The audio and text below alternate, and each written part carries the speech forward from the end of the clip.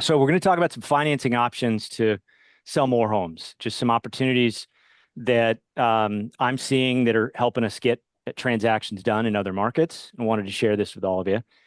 So I'm going to talk about four things. The first is remove contingencies, win every offer, unlock blue ocean business, serve low income and low down payment borrowers, and of course, re-engaging potential buyers. So in the first one, two of the ways that we have right now that you can remove contingencies, win every offer. The first is this buy before you sell program. We've actually got a couple of them. I recently closed one. I'll be talking about the specifics of that one in a second, but it's when somebody has a home, they've got a lot of equity in the home, they need to sell that house before they can buy the next house. And so there's that little bit of a catch-22 where they are not sure, one, that maybe they can't afford the next house and the payment on the existing home. And they don't want the ambiguity of selling the home they're in before being in contract and being in another home. All right. And that's most buyers, right? They have to make contingent offers. Their offer is contingent upon the sale of home. What this program does is allow them to use the equity in the home they're going to sell as a down payment. It's actually sort of like a second mortgage. But it's not factored, the departing residence is not factored into their debt to income ratio.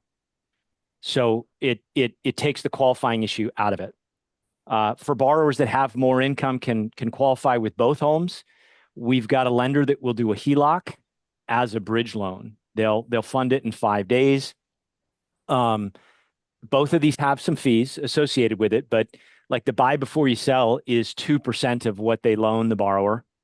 And as you probably all have experienced, selling a home with the owner occupant out that maybe you've staged, a lot easier to do, right? There are some industry studies that show that a vacant home that's staged will sell for 4% more than a home that's owner occupied. So I think the fees are definitely justified. But these are two ways that your buyers can, your sellers can take the equity in their home to use as a down payment on the next home they're going to buy. So recently, just really last month, October 11th, we closed the purchase. My client was moving from San Diego to Walla Walla, Washington. They preferred to buy before selling, but his wife had been laid off, and so they were a one-income household now, and they couldn't afford both mortgage payments. And so it was really the only way to allow them to buy the home up in Washington without selling the San Diego home first. So they received a down payment. We ended up having about a 20% down payment on the home in Washington. The departing residence was ignored in the calculation. They were able to close that purchase. And that home is now on the market with their listing agent. So the cool thing about the buy before you sell, this isn't a program that cuts the real estate agents out. It keeps the real estate agents involved. They want you there. The listing agent here in San Diego was a part of the discussion on the value of the home, what it was going to be listed for, and what they thought it would sell for.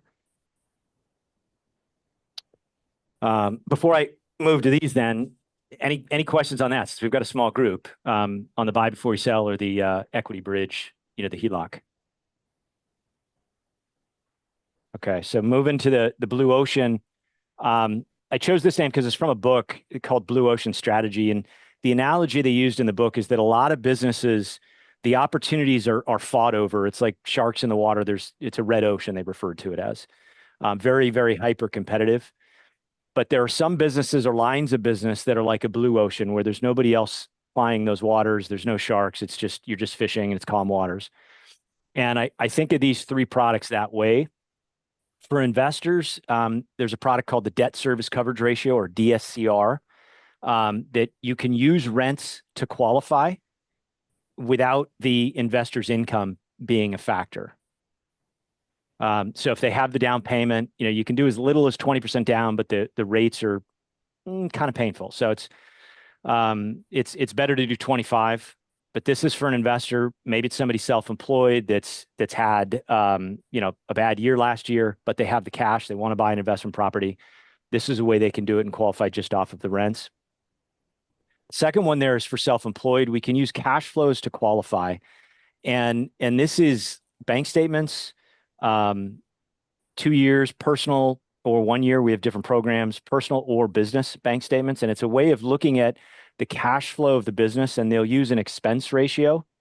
One of our most generous lenders just says, 50% expense ratio. So to give a number to that, if the business had $20,000 a month on average coming in and they use an expense ratio of 50%, the lender is going to allow them to say $10,000 is their qualifying income.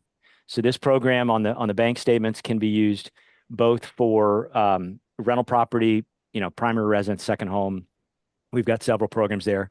It's also available for 1099. So for maybe a real estate agent that has income from their 1099, but the way they've filed their tax returns, they don't qualify. Been maybe aggressive with the expenses. We can use just the 1099 without providing the tax return and qualify off the 1099 income. So if you have anybody that's self-employed that's been talking about buying, but has maybe complained about their last year, the last couple of years, but they have the cash, the down payment, this is a way we can get them in to help them qualify. And then the low income or no income, we've got a couple of programs there that one is a no ratio. This is where employment is not stated, income documentation is not required. It sounds a little like the old, ninja loans back before the financial crisis. This is not that though, because they require a minimum of 25% down, and you've got to have a higher FICO score for that. The minimum FICO score for the no ratio program is 680, and the buyer has to have documented reserves. So this is a program to buy a primary residence without having to worry about the debt to income ratio. We've also got some low income programs in that same arena that use assets to qualify. So my last time I used this program, it was somebody that had sold their business. They had a couple of $1 million, but no longer had income because this business was the source of their income. What they do with underwriting in that case is they view it as if like retirement, like you're going to draw that lump sum of money down over a period of years, say 7 years.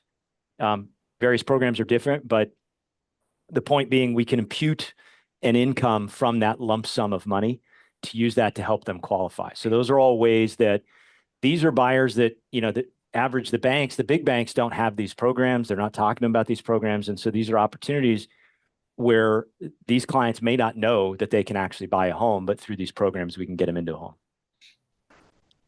home. So we use it for, and I see Roxanne's on, we used it for one of the clients buying a rental with Meridian. She had sold a home in Indiana, and the rental, it was an older home in Indiana that she'd had as a rental. It had never really performed as she expected. It had high maintenance costs.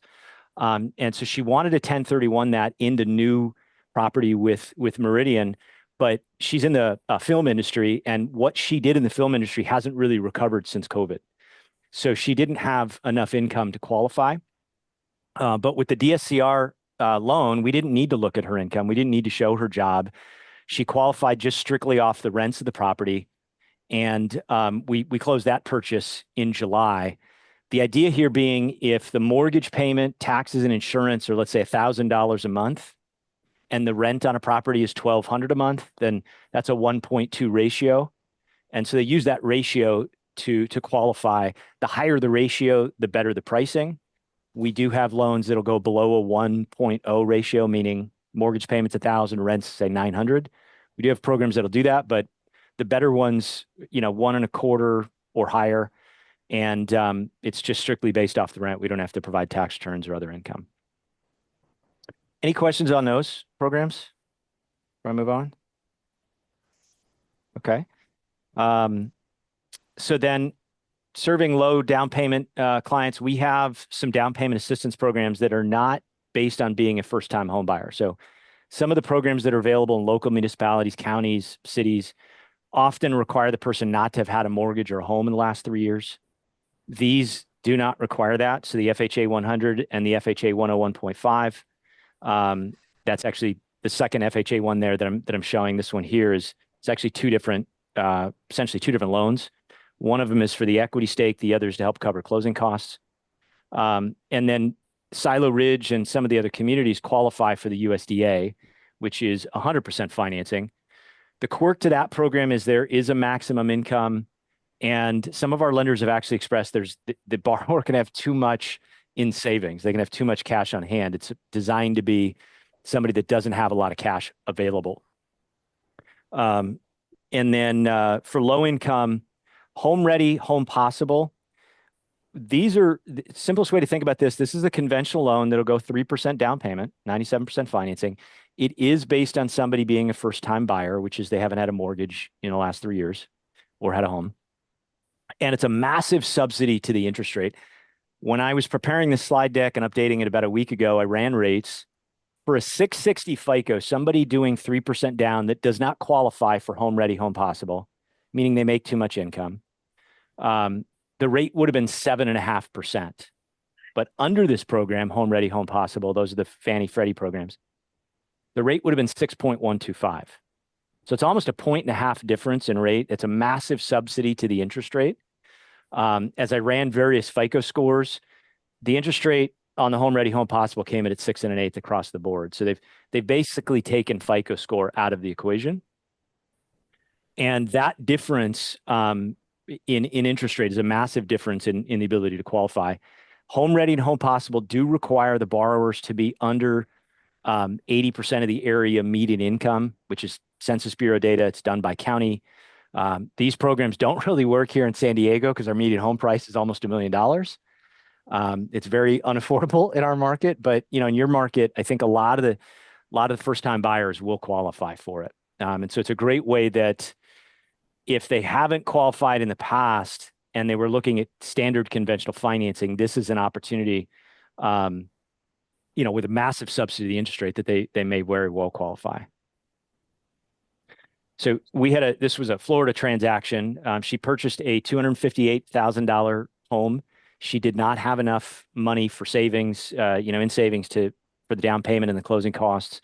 She was going through a divorce. She did have her son co-sign with her to make sure she had sufficient income to qualify, which is unique feature of this program, because he did not need to be occupant in the home with her. He was a co-borrower, but not going to be an occupant. And we did a 3.5% down payment assistance, second mortgage. That was $9,030. In this case, again, Florida, their transfer tax is, as far as I know, the highest in the nation. It's really, really big. And so the seller gave this matching credit of $9,030. In your market, you probably wouldn't need quite as high a credit, but again, the transfer tax is really large there.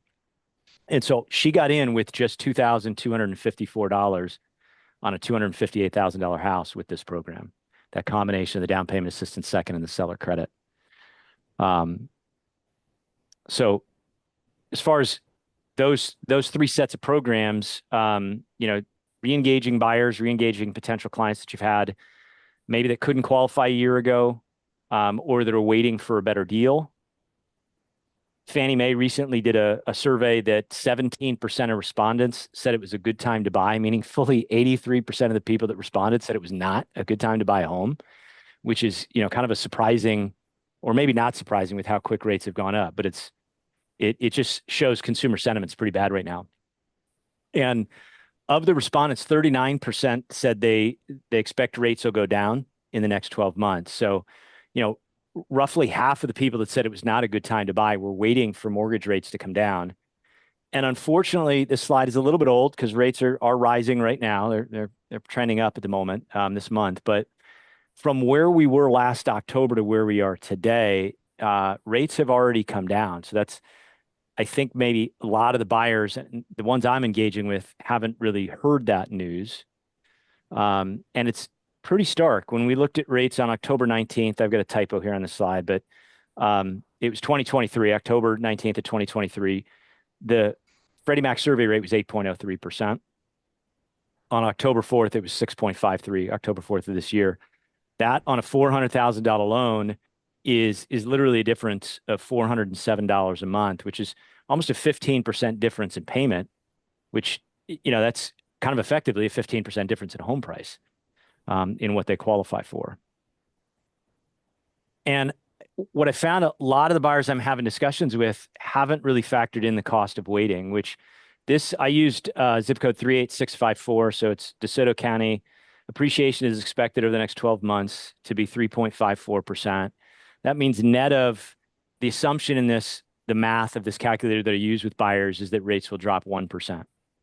And so the net payment difference deducted from the equity gain, it's a $10,000, almost $11,000 loss to the buyer if they wait. And I found this calculator when I use it on a Zoom call, it tends to move people, move their attitude on things a little bit. And the problem doesn't get better. The longer they wait, this is now 2 years. DeSoto County is expected to go up 7.12%. So that's a $24,000 loss to the buyer. There's a real cost in waiting that I think a lot of buyers aren't conscious of.